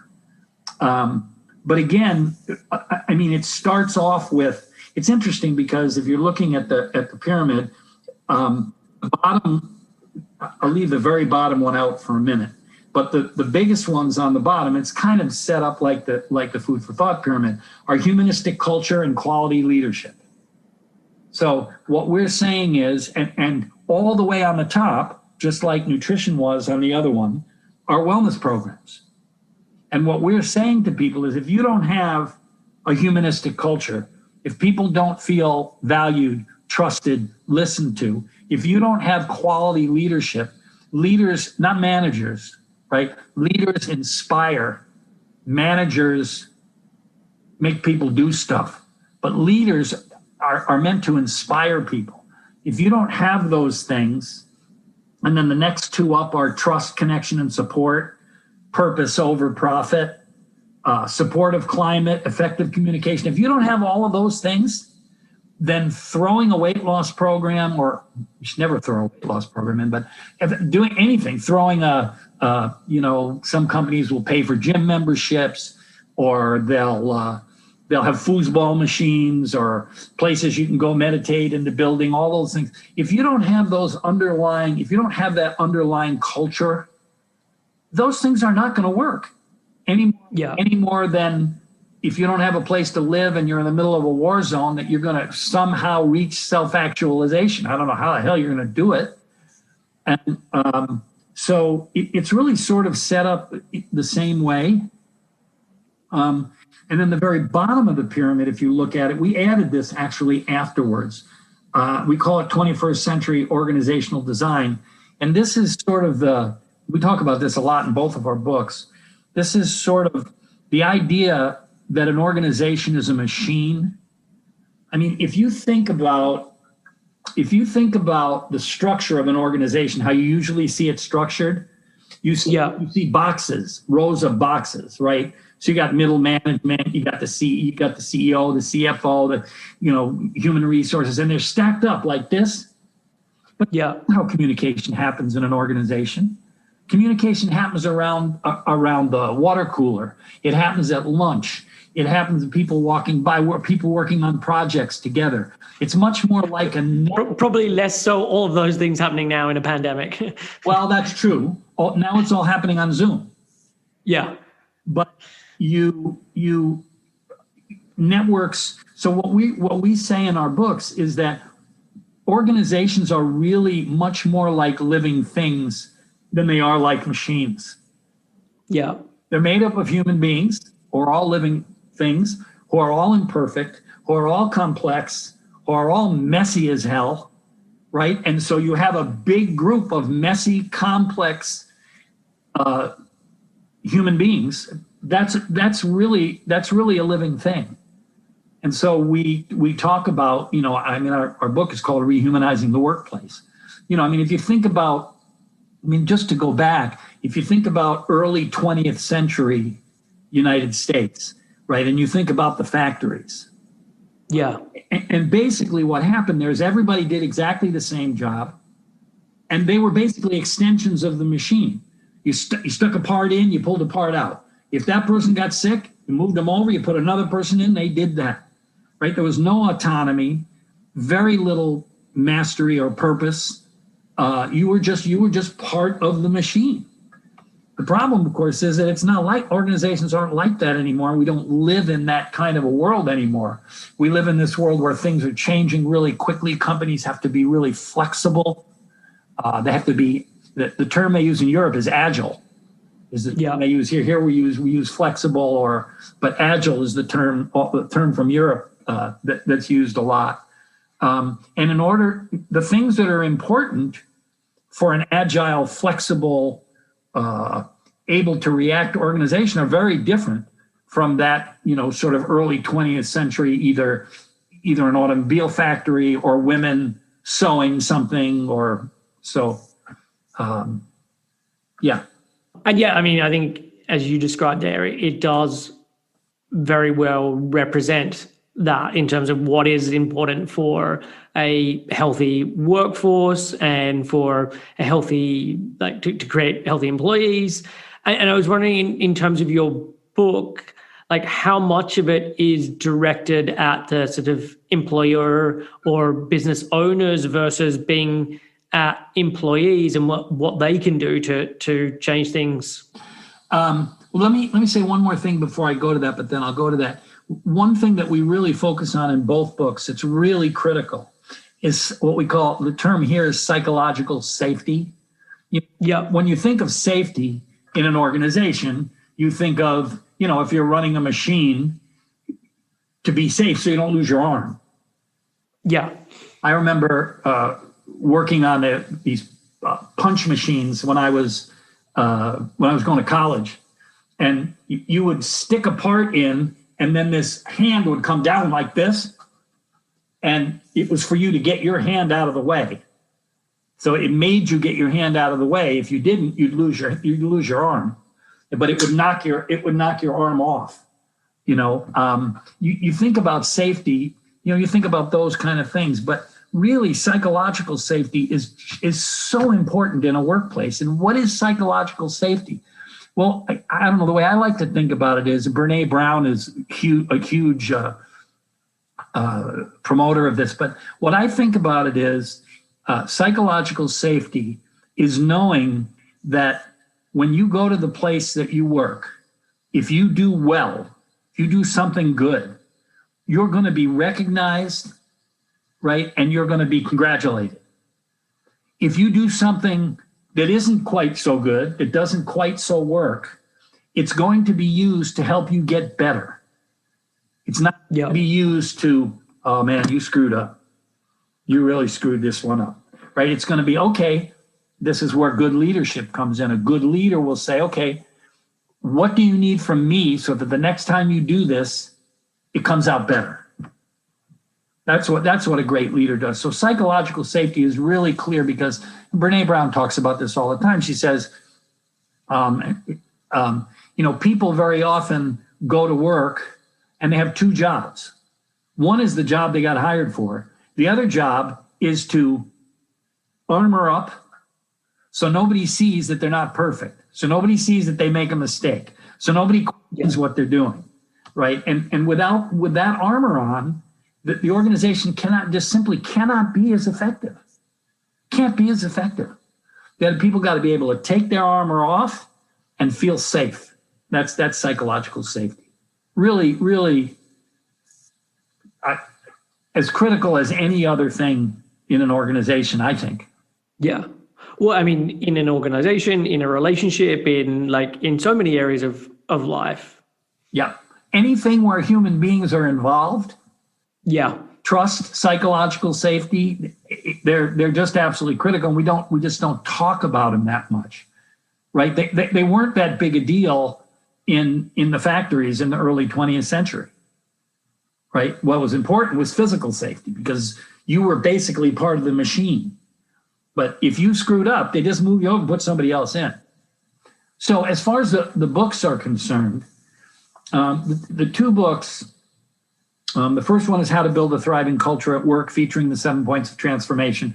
And that's sort of just an approach where what we did was we compared building a thriving organization to building a safe, well-built house that also is a home, right? So there's 7 steps, and we go through that process. In the book, Rehumanizing the Workplace, it's really an accumulation of the stuff that we've done at workplaces and what the results have been.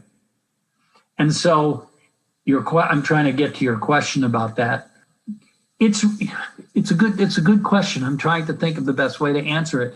It's really written for, I think it's written for both, but it's definitely written for the C-suite. It's definitely applicable to HR, benefits, safety.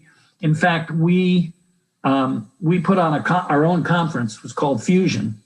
And if you notice on the Thriving Organizational Pyramid, we have the fusion. We call that the interrelationship between employee well-being and organizational well-being.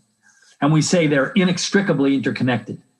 They have to both be done together. You cannot possibly have an effective organization, a thriving organization, if you don't have thriving employees. And you got to have them both, and you got to work on both of them. We actually put on a conference. This was 2 years ago now already. We were going to do it this year again, but of course COVID made that. We didn't want to do it. We didn't want to do it virtually because it was really in person. But we invited, and we had there, usually I don't know how it is in England, but health promotion conferences here are, you have a health promotion conference, you have an HR conference, you have a safety conference. They're all separate. Everybody goes to them separately. But that doesn't make any sense because they're not separate in an organization. They're all inextricably interconnected. So we had people from all of those, and we had speakers from all of those. And so, the new book is talking about our experiences over the last 4 or 5 years with the companies using this pyramid, using the Thriving Organizational Pyramid, and working with companies to help them to develop their cultures, develop their leaders, and in terms of, and those in some ways maybe relate to the leaders and managers and leaders and more. But then we also talk a lot about autonomy, mastery, and purpose. This is from Dan Pink's book. I don't know if you're familiar with him. Yeah, Drive. Yeah, from Drive. Right. Yeah. And so he talks about that a lot. We talk about that a lot, how critically it is, how critically important it is for employees to have autonomy, to be able to make their own decisions, to be able to have the freedom to innovate. And of course, that ties right into psychological safety, right? Because if you have your armor on, if you feel like you have armor on, you're not going to innovate, right? Yeah. You're nervous. You're not going to take a risk.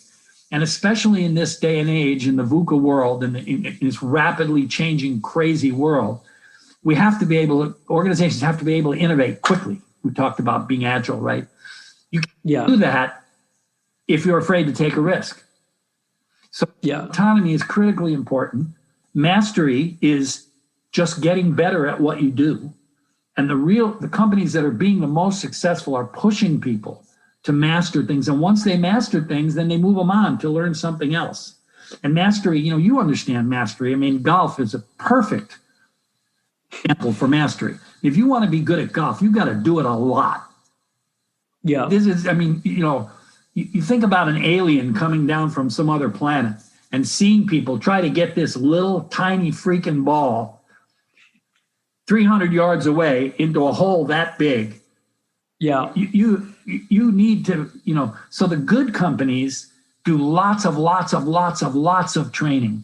The difference between the companies that are thriving and those that aren't, you can see it in the trainings that they do. And then of course there's purpose, right? And that's so critically important. It's so important that people feel that their work is not just to get a paycheck, right? Their work has meaning.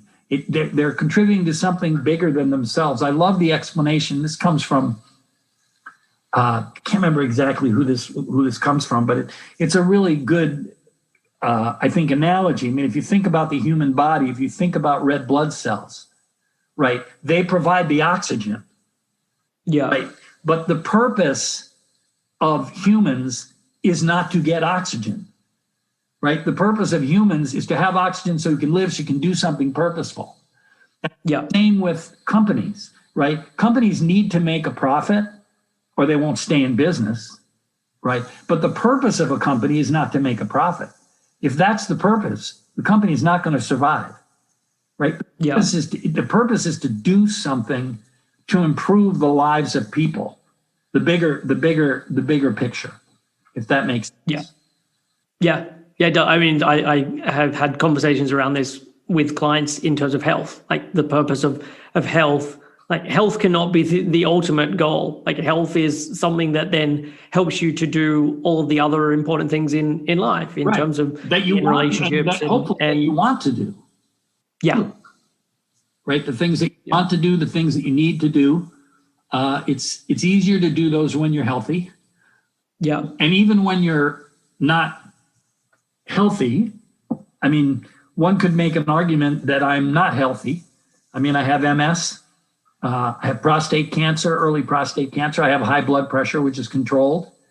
And I've had them for years, right? But I'm writing books. I'm doing podcasts. I'm doing things. So health is it's a relative. It's such a relative term.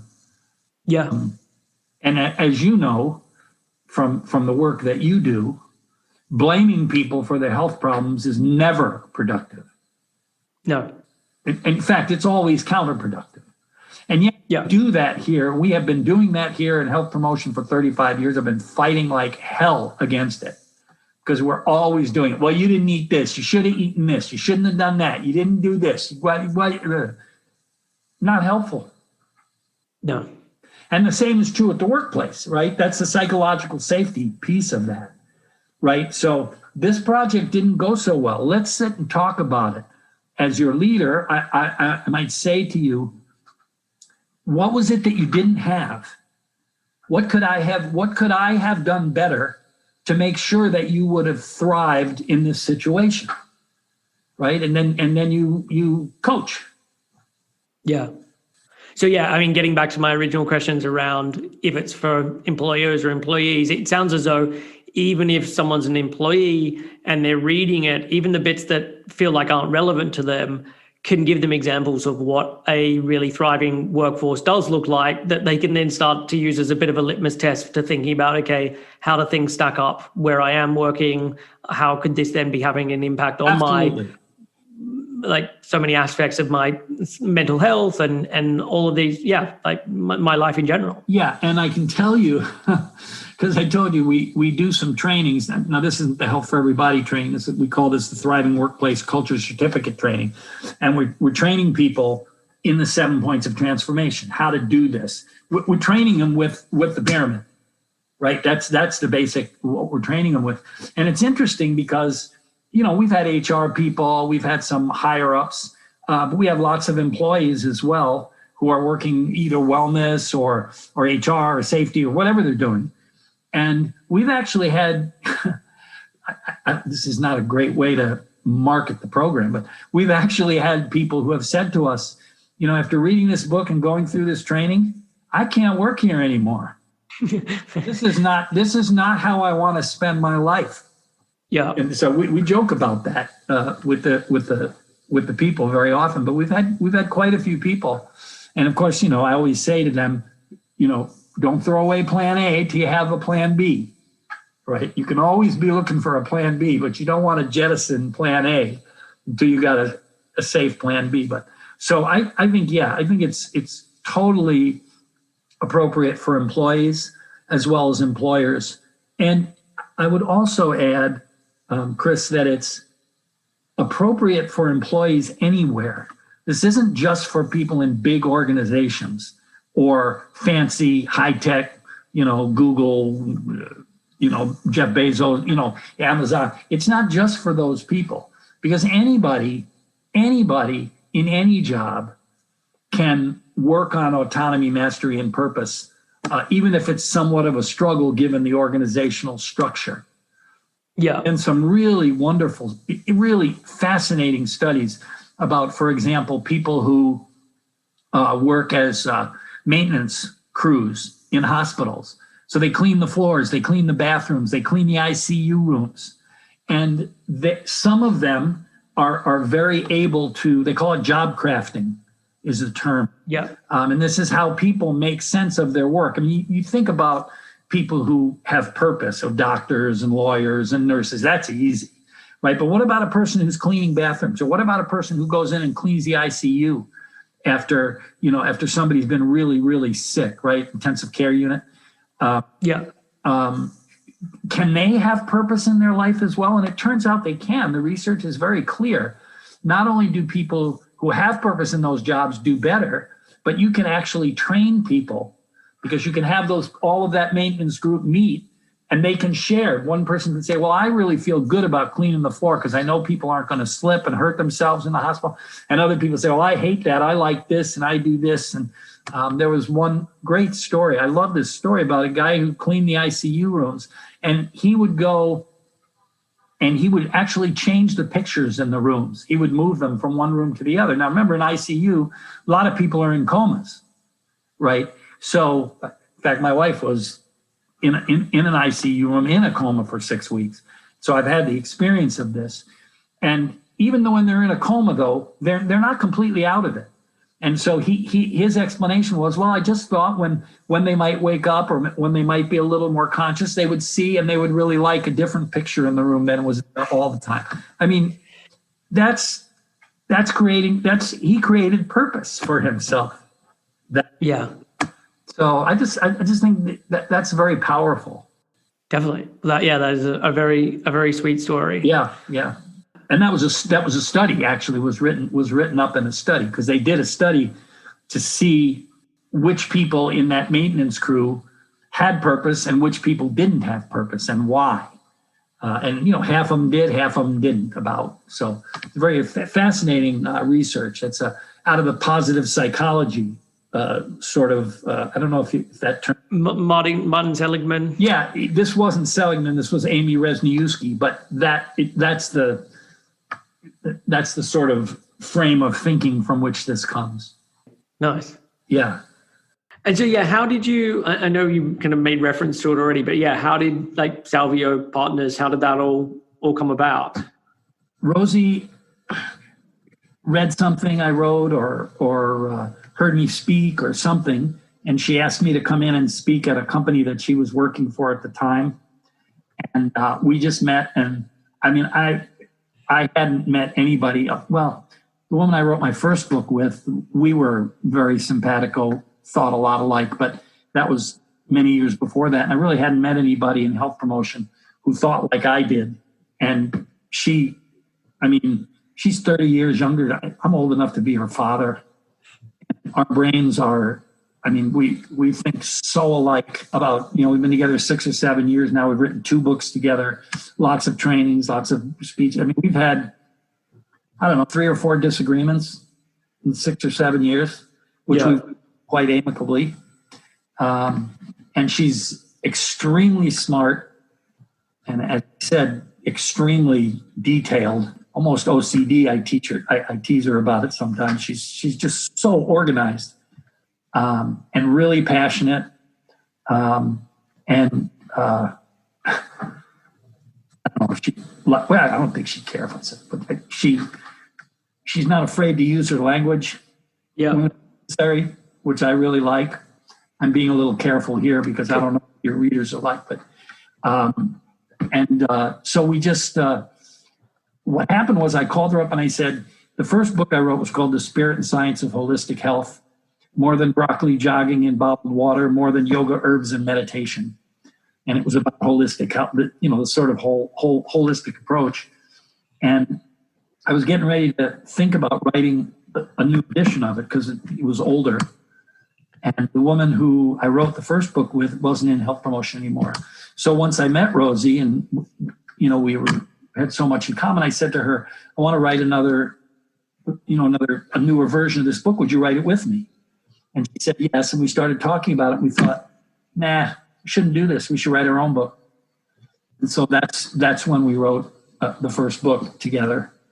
And then people read the book, and people were calling us and saying, "Boy, I really, how to build a thriving culture at work with the 7 points of transformation. This is really good. Really, really enjoying this and everything, but I need more."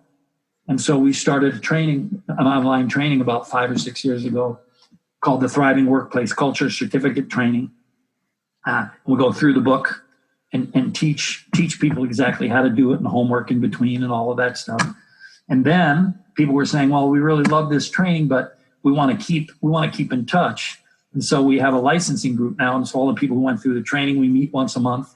And we have either Rosie and I present, or we bring in a speaker from the outside, or sometimes people from the group will bring a problem they're having at work, and everybody else will sort of crowdsource. And it's really cool. It's a really, probably 300 people through it now. And they're all movers and shakers. Yeah. We call them paradigm pioneers. So that's how that happened. And now she's been trained by Brene Brown, and so she's running some of. Is it Dare Leadership? Yeah. Yeah. Dare to Lead. She's running some of those programs now online. Everything online, of course. Yeah. And leadership, all kinds of leadership training she does. That's really her thing. Her PhD is in management leadership training or something like that. Yeah. So it was not something I was planning on doing after 60, writing 2 books and getting involved in all of this. But I'm really glad I did. Yeah. I've really enjoyed it. It's been really enjoyable. Yeah. With her, especially.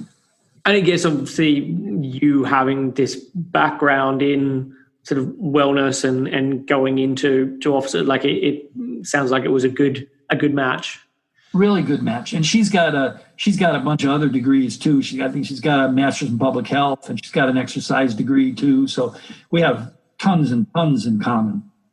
And we feel exactly the same way about incentives and about behavior change and about about the science. And I think I probably brought that in more because I really have a non-technical interest in quantum physics and chaos theory, which I wrote about actually in my first book, which is in the late 90s.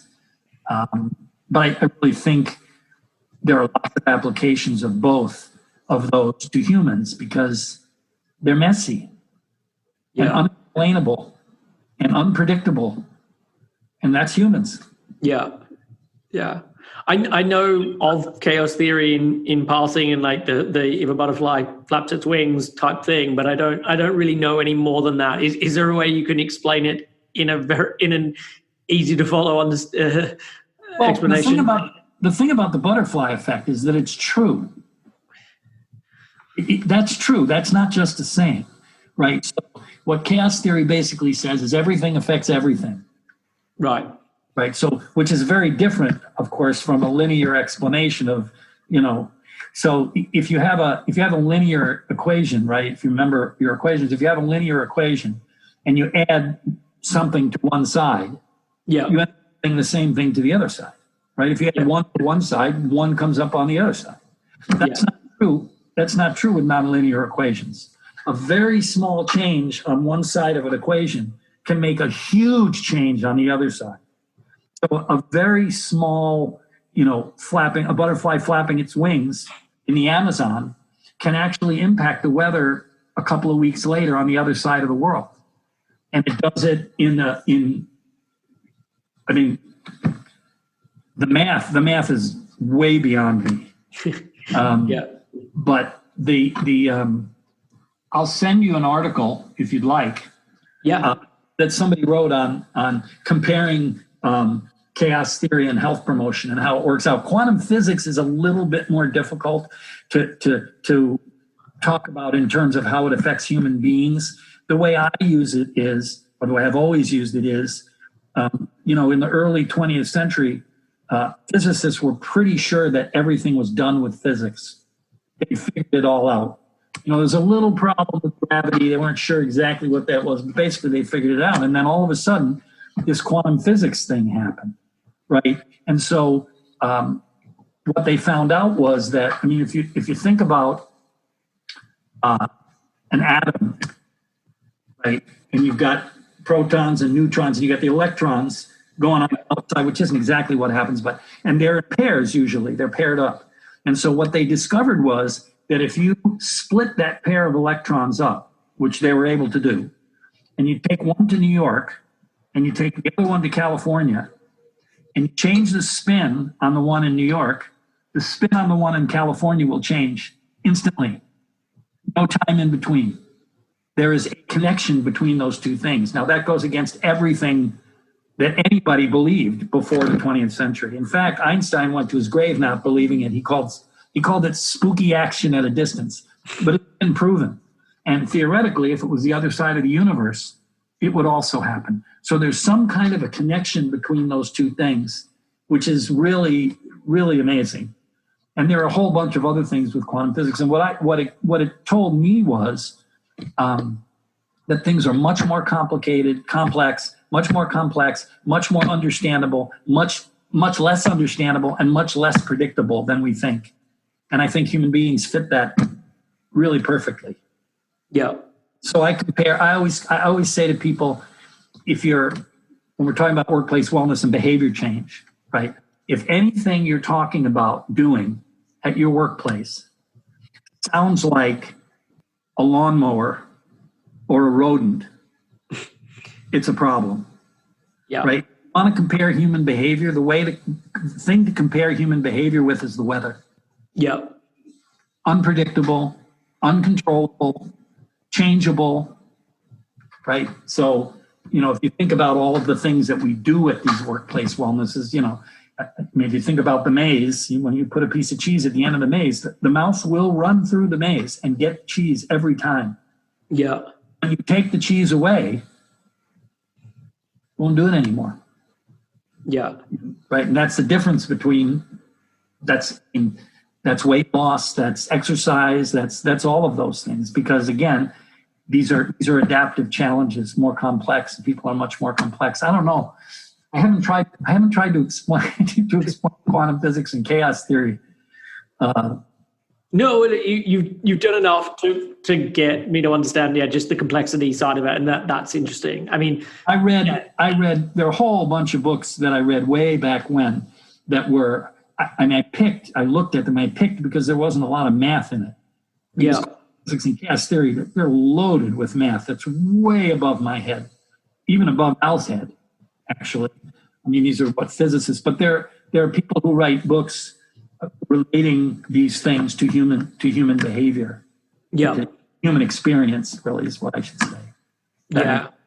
Well, the ones that come to mind, like Kahneman and Tversky, a lot of their studies around just human irrationality and all the heuristics and biases and all of that. That relates to some. Yeah, that relates some. Yeah. You haven't thought about that for a while because we don't talk too much about that anymore these days. Except actually, we did in the beginning of both books. We deal with it a little bit. Yeah. Just to sort of introduce things, because it's really important to Rosie and I that everything we do is science. A couple of things are important. One, everything we do is science-based. Yep. When we tell people don't do that, we suggest what they should do instead. Yeah. Instead of just don't do weight loss, what do you do instead? And this is what these guys were asking yesterday. Well, what would you do at the workplace? Because they wanted the workplace to, not have any snacks. They don't want any cookies or candy or cake at the workplace. And I said, no, that's not the solution. The solution is to give people choices. Yeah.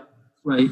And the solution is that you're never going to fix somebody's eating problem by telling them what to eat.